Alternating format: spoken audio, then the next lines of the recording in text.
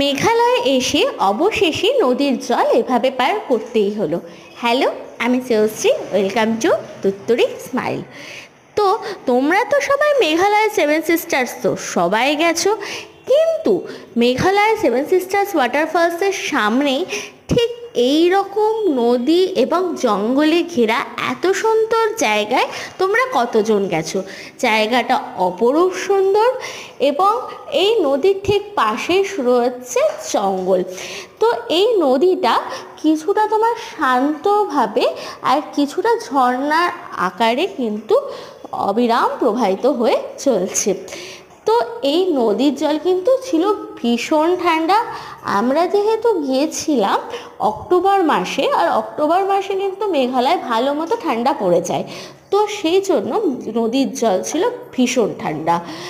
আর রাত্রিবেলায় কিন্তু মেঘালয় এই সময় ভীষণ ঠান্ডা পড়ে। এবং এখানে দেখো ঠিক এই নদীর পাশেই হলো মেন রোড, এবং মেন রোডের অপোজিটেই হলো আমাদের সেভেন সিস্টার্স ওয়াটারফলস, মানে এটা হলো একদম সেভেন সিস্টার্স ওয়াটারফলসের একদম অপোজিটে।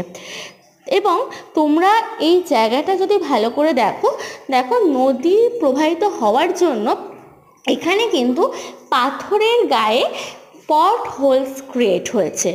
পট হোলস বেসিক্যালি ন্যাচারালভাবে ক্রিয়েট হয় যখন আমাদের নদী প্রবাহিত হয়, সেই নদীর ঘর্ষণে পাথরের গায়ে বাটির মতো একটা মসৃণ গর্ত তৈরি হয়, এটাকে আমরা পট হোলস বলি। দেখো এই পট হোলসের মধ্যে জলগুলো কি সুন্দর অবিরামভাবে ঘুরছে।